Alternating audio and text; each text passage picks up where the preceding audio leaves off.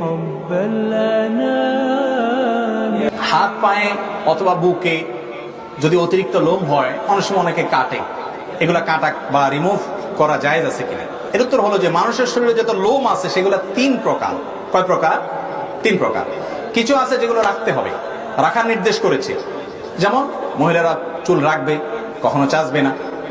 পুরুষরা দাড়ি রাখবে, কখনো চাচবে না। যারা মহিলারা আছেন তারা অবশ্য দাড়ি রাখা লাগবে না। কথা বুঝতে পারছেন? যারা মহিলারা আছেন আপনাদের কি লাগবে না? দাড়ি রাখা লাগবে না। যারা পুরুষ আছেন তাদের কি করতে হবে? দাড়ি অবশ্যই রাখতে হবে, এটা ওয়াজিব। তাহলে পশম কিছু আছে যেগুলো রাখতে হয়, সেগুলো রাখতে হবে, কাটা বা ছাটা যাবে না। আর কিছু আছে যেগুলো চাচতে হবে বা ছোট করতে হবে, যেমন মোজ ছোট করতে বলা হয়েছে। তারপরে আপনার বগলের নিচে, নাভির নিচের পশম, অবাঞ্ছিত লোম, এগুলো চাচতে বলা হয়েছে। এগুলো চাচাটাই হলো সুন্নাহ, এগুলো বড় করা যাবে না, রাখা যাবে না, চাচতে হবে।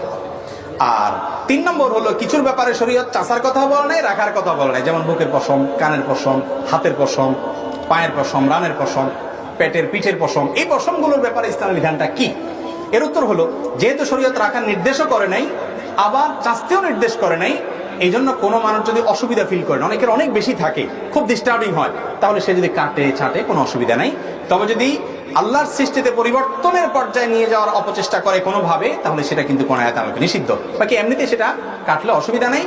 রদ্দুল মুখতার বা ফতোয়া স্বামীর মাসআলা অনুযায়ী এটা আদবের খেলাফ, এটা নিয়মের খেলাফ, না করা ভালো এই টাইপের আর কি। কিন্তু কেউ করে তাহলে সে গুনাহগার হবে না। বিশেষ করে সৃষ্টির পরিবর্তন লেভেলের তো যেন না যায় সেদিকটা খেয়াল করতে হবে। অসুবিধা হলে সহজ কথা হলো কাটতে পারবেন সেগুলা।